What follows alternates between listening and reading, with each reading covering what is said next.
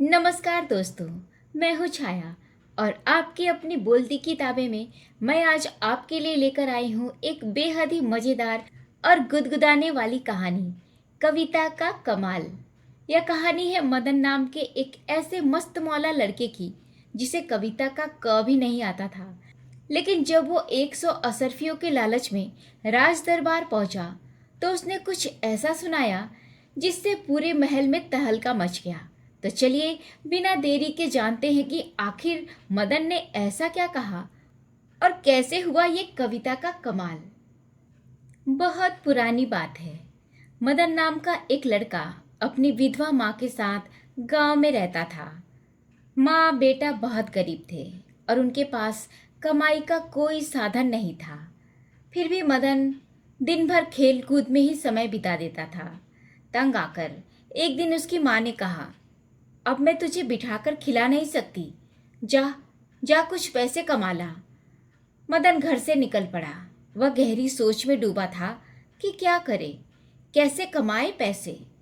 अचानक उसे डुगडुगी पीटने की आवाज सुनाई दी।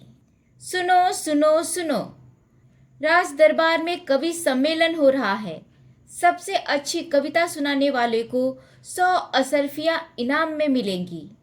मदन चौकन्ना हो गया। 100 असरफियां? यह तो बना बनाया मौका था। मदन राजमहल की ओर चल पड़ा।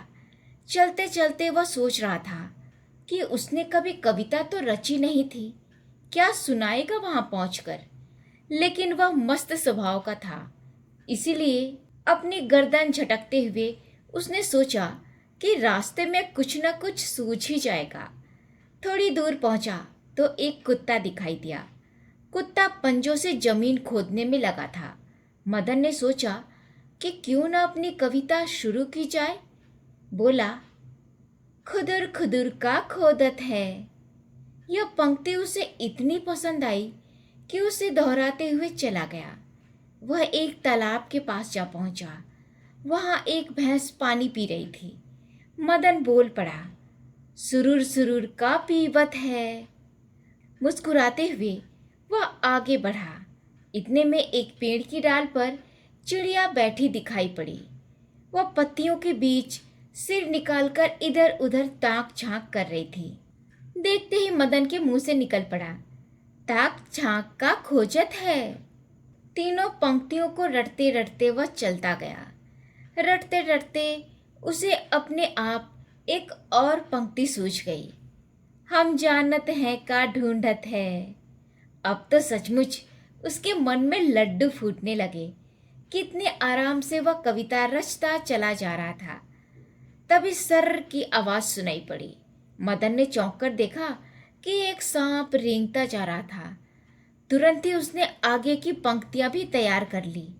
सरक सरक कहाँ भागत है, जानत हो हम देखत है, हमसे ना बच सकत है। अब सिर्फ एक पंक्ति बाकी रह गई, पर मदन निश्चिंत था कि वह पंक्ति भी चलते चलते सूझ जाएगी।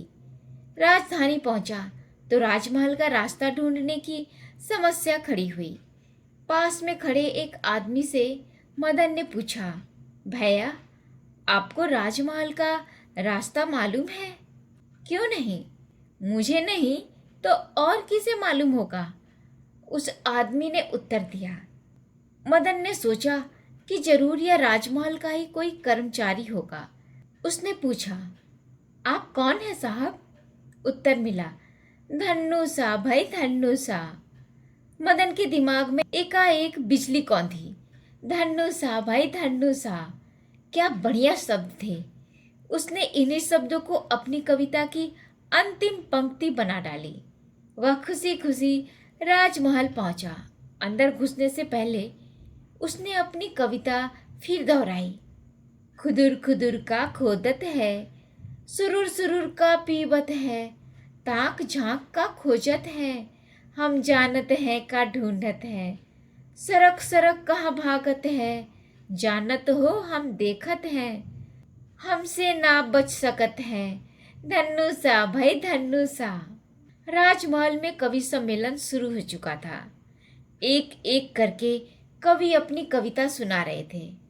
बारी आने पर मदन ने भी अपनी कविता सुनाई। सुनने वाले एक दूसरे का मुंह ताकने लगे। क्या अर्थ होगा इस विचित्र कविता का? पर किसी ने भी यह नहीं दिखाया कि उसे कविता समझ में नहीं आई। राजा के सामने वे मूर्ख नहीं दिखना चाहते थे। उस रात राजा साहब की भी नींद गायब हो गई। मदन की कविता उनको सता रही थी। छज्जे पर खड़े होकर वे कविता दोहराने लगे। सोचा, शायद इसी तरह इस पहेली को बूझा जाए। संयोग से उसी समय कुछ चोर राजा के खजाने में सेंध लगा रहे थे। उनमें से एक चोर वही धनुषा था, जिसने आज दिन में मदन को राजमहल का रास्ता बताया था। ऊंची आवाज में राजा साहब बोलते जा रहे थे, खुदुर खुदुर का खोदत है। चोरों ने सुना तो चौंक कर रह गए। क्या किसी ने देख लिया था उन्हें? डर के मारे चोरों का गला सूखने लगा। अपने साथ जमीन को मुलायम करने के लिए वे पानी लाए थे।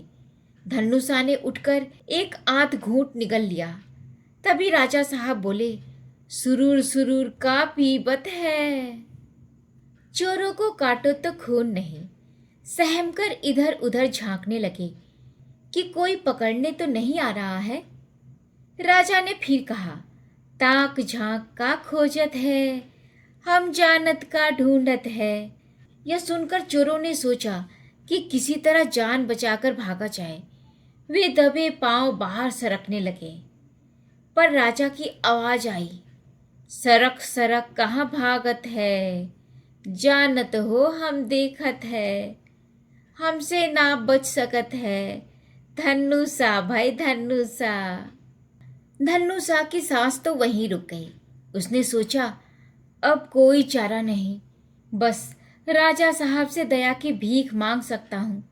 दौड़कर उसने राजा साहब के पैर पकड़ लिए और विनती करने लगा, क्षमा कर दीजिए महाराज, अब भूल कर भी ऐसा काम नहीं करूँगा।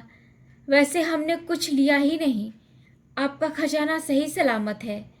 राजा साहब भाग के बक्के रह गए।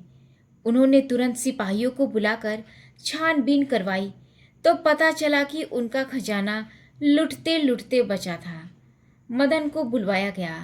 राजा ने शाबाशी देकर कहा, यह तुम्हारी कविता का कमाल है। मदन को सोने चांदी से माला माल कर दिया गया।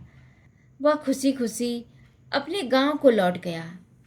अब उसके पास अपने और माँ के रहने के लिए काफ़ी धन था। तो दोस्तों, देखा आपने, इसे कहते हैं किस्मत और कविता का कमाल। मदन की उस ऊट पटांग कविता ने न सिर्फ राजा को खुश किया, बल्कि चोरों के भी पसीने छुड़ाकर उसकी खुद की भी किस्मत चमका दी। वैसे आपको मदन की वो अतरंगी कविता कैसी लगी? और अगर आपको मदन की जगह कोई कविता बनानी होती तो आप क्या बनाते? मुझे नीचे कमेंट्स में लिखकर ज़रूर बताइएगा और अपने दोस्तों और परिवार के साथ शेयर करें। और हाँ, ऐसे ही और भी मज़ेदार और शानदार कहानियों के लिए आपके अपने चैनल बोलती किताबें को सब्सक्राइब करना बिल्कुल मत भूलिएगा। मैं हूँ छाया और जल्द मिलूँगी आपसे एक नई और दिलचस्प कहानी के साथ। तब तक के लिए खुश रहिए, मुस्कुराते रहिए और सुनते रहिए बोलती किताबें। धन्यवाद।